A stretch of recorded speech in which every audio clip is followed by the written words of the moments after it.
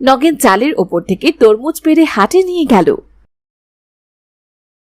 হাটে নিয়ে নগেন বেশ চড়া দামে তরমুজগুলো বিক্রি করল।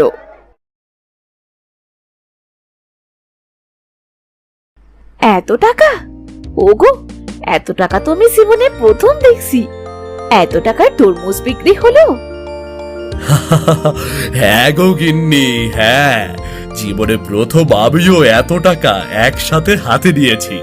তুমি থাকো, আমি জমিদারের ঋণ পরিশোধ করতে গেলাম। নগেন জমিদারের বাড়ি গিয়ে জমিদারের হাতে 5 বছরের ঋণ একসাথে শোধ করে দিয়ে আসলো। জমিদার মশাই, আপনার সব ঋণ একসাথে পরিশোধ করলাম, আর জমিটাও ছেড়ে দিলাম। আপনার জমি আর চাষ করব না আমি। এত টাকা একদিনে ও কোথায় পেল? আবার বলছে জমি চাষ করবে না। হাবু, খোঁজ লাগা। এদিকে নগেন প্রতিদিন তরমুজ বিক্রি করে তার সংসারে বেশ সচ্ছলতা ফিরে এলো। হোগো, কখনো ভাবিনি আমরা একটু সুখের মুখ দেখব, দুবার দুমুঠো ভাত শান্তিতে খেতে পারবো। হ্যাঁ বউ, সবকিছু সম্ভব হয়েছে ওই জাদুর তরমুজ গাছটির জন্য।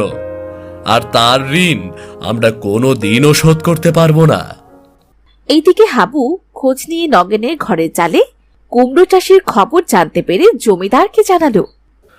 ও, বুঝেছি, এই জন্যই ব্যাটার মুখে এত লম্বা লম্বা কথা।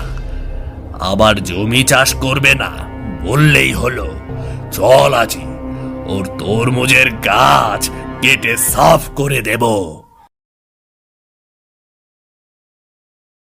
জমিদার রেগে মেগে নগেনের বাড়ি এসে নগেনকে ডেকে বলল,